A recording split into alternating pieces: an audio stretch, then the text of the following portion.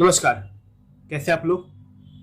आज हम बात करने वाले हैं कैसे टॉपिक के बारे में, इसके बारे में जो ज़्यादा बात नहीं करते हैं। वो टॉपिक है, आखिर जब आपको किसी बात से कोई बेचैनी हो, जब कोई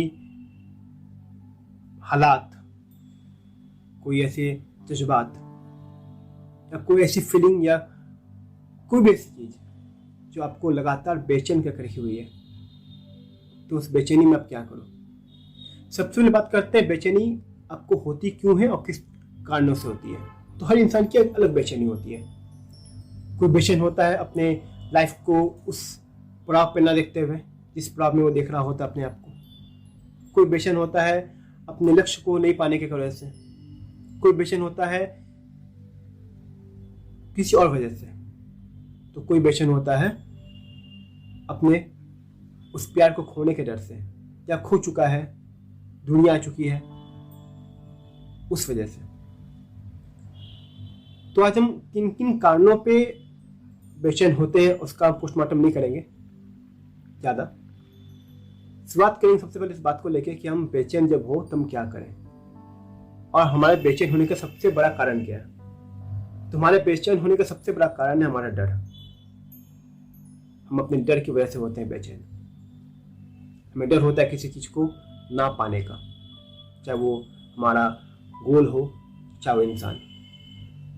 तो जब हम अपने उस गोल को, उस इंसान को खोने के डर से निकल आएंगे तो बेचैनी अपने आप खत्म हो जाएगी, कम तो जरूर हो जाएगी। तो आखिर क्या करें उस बेचैनी को कम करने के लिए। खत्म होना इतना आसान नहीं है, वक्त लगेगा, बट कम तो कर सकते हैं। तो कम करने का क्या तरीका है। सबसे पहली बात तो ये है कि जब भी आप बेचैन हो तब आप कुछ वक्त के लिए जो भी आप काम कर रहे हो, अगर आप फॉर एग्जाम्पल पढ़ रहे हो, पढ़ाई कर रहे हो, तो अपना ध्यान, आप कई लोग क्या होता है कि जबरदस्ती अपना ध्यान पढ़ाई में लगाने लगते हैं। मतलब दिमाग में कुछ और चीज़ें चल रही, फिर भी अपने आप को डाइवर्ट करते रहते हैं कि हम पढ़ाई करेंगे, पढ़ाई करेंगे, पढ़ाई करेंगे। कोई फायदा नहीं हो पाता, क्यों? आपका दिमाग बटा हुआ है, आपका सारा दिमाग का कॉन्सेंट्रेशन जो कहीं और लगा हुआ है। ठीक है, उस केस में आप अपना कॉन्सेंट्रेशन उस चीज़ में नहीं दे सकते जो आपका प्राइम ऑब्जेक्ट है। तो क्या करो आप, सबसे पहले गहरी सांस लो, गहरी सांस लो, छोड़ो।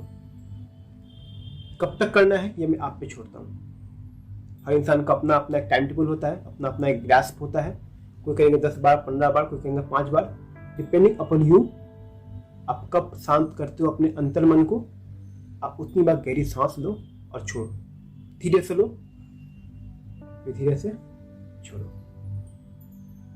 ये तब तक करो जब तक आपका अंतर मन लगे नहीं कि आप शांत हो रहे हो। धीरे धीरे जब आप शांत हो जाओ एक बार, तो फिर आप कुछ देर अपने आप से बात करो।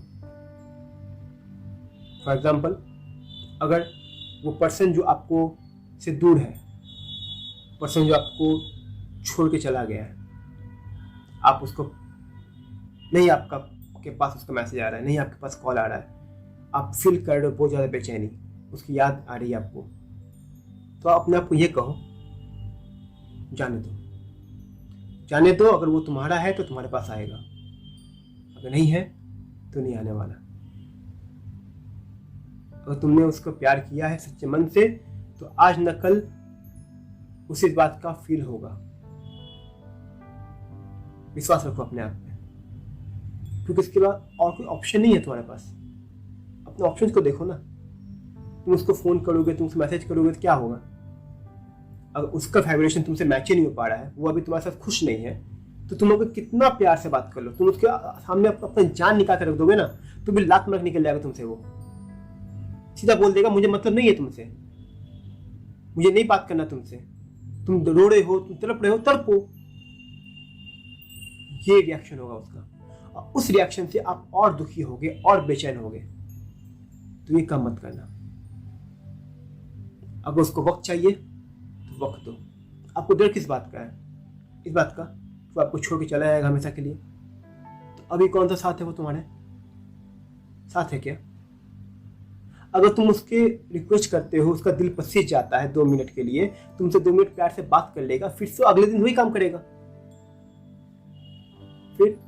फिर ये स्टोरी रिपीट होगा, सेम स्टोरी। तो जाने दो उसको। वो एक डायलॉग है इरफान खान की मूवी का, काफी शानदार डायलॉग है, अगर सुना होगा तो, ठीक है। अगर जिद होती तो बाहों में होती, प्यार था इसलिए जाने दिया। रियल लाइफ में ये डायलॉग्स बिल्कुल सच, बिल्कुल सच है। प्यार है तो जाने दो, फ्री छोड़ो, उसे भी एहसास होगा। सबसे पहली बात यह है कि एहसास उसे कब होगा, क्यों होगा, अगर नहीं हुआ तो क्या होगा। अगर तुम्हारा उसका मिलना उस ऊपर वाले ने लिखा हुआ है, अगर इस यूनिवर्स ने, इस भगवान ने लिखा है कि तुम उसके साथ रहोगे, तुम उसके साथ मिलोगे, तुम्हारी जिंदगी उसके साथ कटनी है, तो फिर कुछ भी हो जाए मेरे भाई, वो आएगा ही आएगा। और अगर नहीं लिखा हुआ है, तुम्हारी किस्मत में उसका और तुम्हारा साथ नहीं लिखा हुआ है, तो तुम कितनी कोशिश कर लो, बिछड़ना ही है। चाहे आज बिछड़ो या एक साल बाद बिछड़ो। तो मान लो कि तुम्हारी किस्मत है ये। कुछ चीजों को अपने हाथ में नहीं रखते हैं, कुछ चीजों को छोड़ देते हैं। वो कहते हैं ना, गीता का ही रहस्य है। हमारे पुरातन, हमारा जो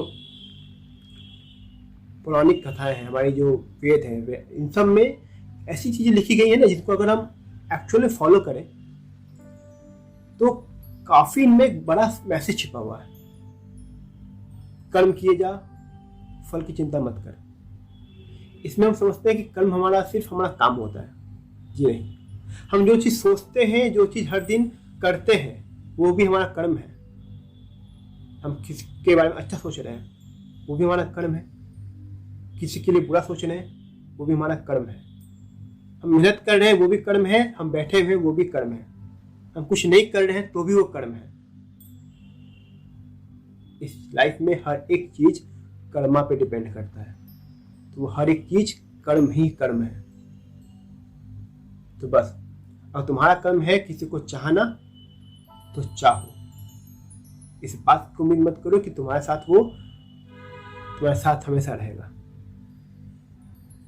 उसके रहना है तो हर हाल में रहेगा। वो तुम्हें कमियां नहीं खोजेगा।